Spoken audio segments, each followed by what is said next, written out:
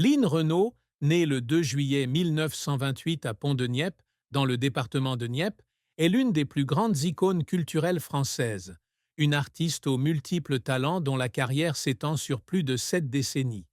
Chanteuse, actrice et militante, elle a marqué le public avec des chansons comme La Madelon, Étoile des neiges et des rôles dans des films comme La folie des grandeurs et Ripou contre Ripou. Avec sa voix douce, son interprétation captivante et son esprit inflexible, Lynn Renault est devenue un symbole d'élégance et d'humanité. À 96 ans, elle reste incroyablement active, continuant de s'engager dans des actions caritatives et de partager son histoire. Épouse du musicien, Loulou Gasté, de 1950 jusqu'à sa mort en 1995, Lynn Renault a vécu un voyage amoureux émouvant, fait de joies éclatantes mêlées à une profonde tristesse. Sa vie était une symphonie de lumière et d'obscurité, une histoire de dévouement, de sacrifice et de secrets gardés au plus profond du cœur, laissant les auditeurs émus par ce qu'elle a vécu. La plus grande tristesse de la vie de Lynn Renault fut la mort de son mari, Loulou Gasté, le 8 janvier 1995, après une longue lutte contre un cancer du poumon. Loulou, musicien et compositeur talentueux, fut non seulement son compagnon de vie, mais aussi son plus important compagnon de carrière. Il écrivit de nombreux tubes de Lynn, dont Ma cabane au Canada, qui la propulsa vers la célébrité en 1949. Née dans une famille ouvrière pauvre de Nieppe, Lynn grandit dans des difficultés financières. C'est en participant timidement à un concours de chant à Lille que Loulou découvrit son potentiel. Lorsque la maladie fut diagnostiquée en 1993, Lynn était au sommet de sa carrière, avec des rôles sur scène à Paris et des concerts internationaux. Elle annula de nombreux rendez-vous pour être auprès de son mari, prenant soin de lui à leur domicile de Neuilly-sur-Seine. Durant les derniers mois de sa vie, elle resta assise à son chevet, lui tenant la main et chantant des chansons qu'ils avaient interprétées ensemble, espérant lui apporter un peu de réconfort. Le jour de la mort de Loulou, Lynn se préparait pour un spectacle caritatif au théâtre des Champs-Élysées. Elle apprit la triste nouvelle par téléphone, envoyée par une infirmière, et malgré tous ses efforts pour garder son calme, elle s'effondra dans sa loge, sanglotant en tenant le mouchoir que Loulou lui avait offert. Dans une rare interview en 1996, elle confia que la perte de Loulou avait été la plus grande douleur qu'elle ait jamais ressentie, comme si un morceau de son cœur lui avait été arraché. Elle se sentait coupable de ne pas avoir passé assez de temps avec lui pendant les années chargées de sa carrière. Et chaque fois qu'elle écoutait Ma cabane au Canada, elle ne pouvait s'empêcher de pleurer. Après la mort de Loulou, Lynn se rendit souvent sur sa tombe au cimetière du Père-Lachaise à Paris, apportant des roses blanches, sa fleur préférée, et parlant de ce qu'elle faisait, comme s'il l'écoutait encore. Certaines nuits, elle restait éveillée dans sa maison vide, regardant des photos d'eux de leur début, pleurant, en se remémorant les moments partagés sur scène. Cette douleur n'est pas seulement une perte personnelle, mais aussi un tourment pour tout ce qu'elle n'a pas eu l'occasion de dire à son mari, en remerciement de sa confiance et de son soutien tout au long de sa vie. La carrière de Lynn Renault est un parcours de plus de 7 décennies, d'une jeune fille pauvre du nord de la France à une star internationale adorée dans le monde entier. Elle débute sa carrière en 1944, à l'âge de 16 ans, comme chanteuse dans les cafés lillois, sous le nom de scène de Jacqueline Ray. En 1945, elle est découverte par le compositeur André Bernheim, qui la présente à Loulou Gasté.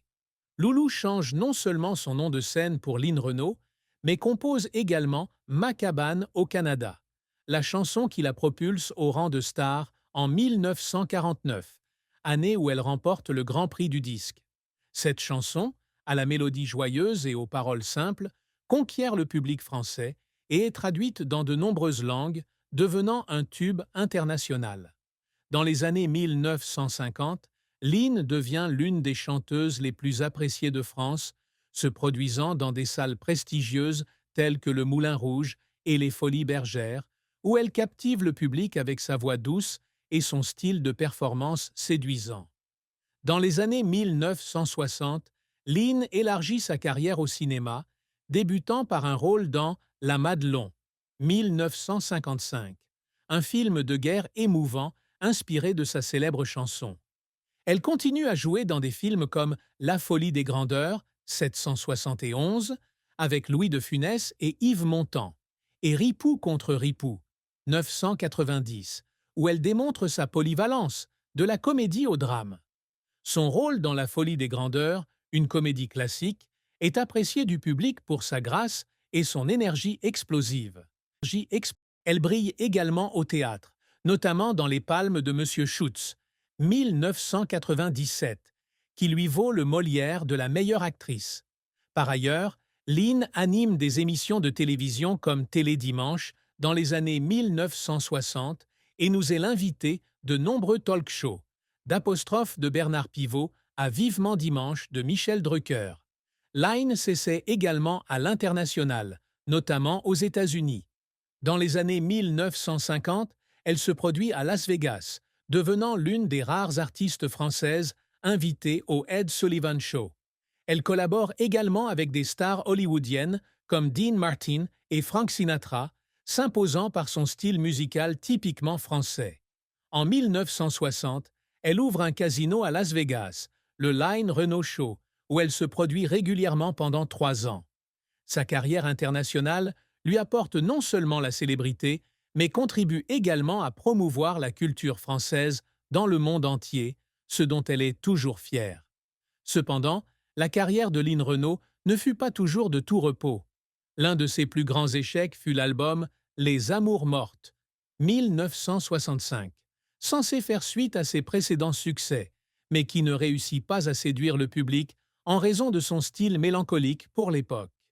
Elle se souvient que, lorsque l'album ne se vendit qu'à 10 000 exemplaires, elle pleura en studio, estimant ne pas avoir réussi à créer de lien avec le public. Un autre échec fut son refus du rôle principal dans Les Parapluies de Cherbourg, 1964, craignant de ne pas avoir l'expérience nécessaire pour interpréter un rôle musical complexe. Le film devint plus tard un classique, avec Catherine Deneuve, et Lynn regretta de s'être laissée prendre par la peur. Elle confia un jour avoir pleuré en voyant le film dans un cinéma parisien, réalisant qu'elle avait manqué une occasion exceptionnelle. La pression de maintenir son image de star était également un défi de taille. Figurant parmi les interprètes féminines les plus célèbres de France, Lynn a dû faire face à des attentes de perfection dans tous ses rôles, chanteuse, actrice et icône culturelle. Dans les années 1970, les tabloïds rapportaient fréquemment de fausses informations sur sa vie privée, allant des rumeurs de relations avec des stars masculines aux accusations selon lesquelles elle était trop âgée pour continuer à se produire sur scène. Ces critiques la plongèrent dans une crise de confiance en elle, et elle pleura un jour dans sa loge après une représentation à l'Olympia, se sentant incomprise. Pour préparer les Palmes de Monsieur Schutz, elle a répété pendant des mois, mémorisant des centaines de pages de scénario et travaillant avec le metteur en scène pour perfectionner chaque geste. Un jour, après que le metteur en scène l'eut critiquée pour son manque de sensibilité, elle s'est mise à pleurer dans sa voiture, se demandant si elle aurait la force de continuer. Ses efforts, aussi pénibles soient-ils, témoignent de son dévouement. Elle veillait tard pour écrire des paroles, s'exerçait devant le miroir et regardait les performances d'Édith Piaf pour apprendre à transmettre ses émotions. Un jour, alors qu'un spectacle à Las Vegas fut interrompu par des problèmes techniques, elle pleura en coulisses, mais revint sur scène avec le sourire, déterminée à offrir une performance parfaite. La triste fin de la vie de Lynn Renault fut sa décision de se retirer du théâtre en 2008, après avoir joué La Maison du Lac au Théâtre de Paris. À 80 ans, elle estima que sa santé ne lui permettait plus de suivre l'emploi du temps chargé du théâtre, où elle devait se produire sans interruption pendant de longues heures et voyager d'une ville à l'autre. Cette décision, prise après de longs mois de réflexion, la laissa profondément triste. Lors de sa dernière représentation, elle ne put retenir ses larmes lorsque le public se leva et l'applaudit pendant plus de 10 minutes, la remerciant pour son dévouement pendant plus de 60 ans. Elle confia que quitter la scène était comme quitter une partie de son âme, car c'était sur scène qu'elle se sentait le plus vivante. Après cela, elle sombra dans une période de légère dépression, restant souvent assise chez elle à Neuilly-sur-Seine, écoutant de vieilles chansons et pleurant en se remémorant l'époque sous les projecteurs. Bien qu'elle continuât à travailler pour la télévision et des œuvres caritatives, elle avouait que rien ne pouvait remplacer le sentiment de se produire en direct devant un public. Cette tristesse, sans être une grande tragédie, lui rappelait la fragilité du temps et le prix à payer pour abandonner sa passion.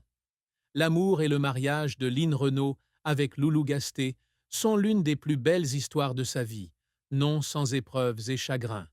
Elle a rencontré Loulou en 1945, alors qu'il était un musicien célèbre et qu'elle n'était qu'une jeune fille ambitieuse de 17 ans. Loulou, de 20 ans son aîné, était non seulement son amant, mais aussi son professeur, qu'il Gus,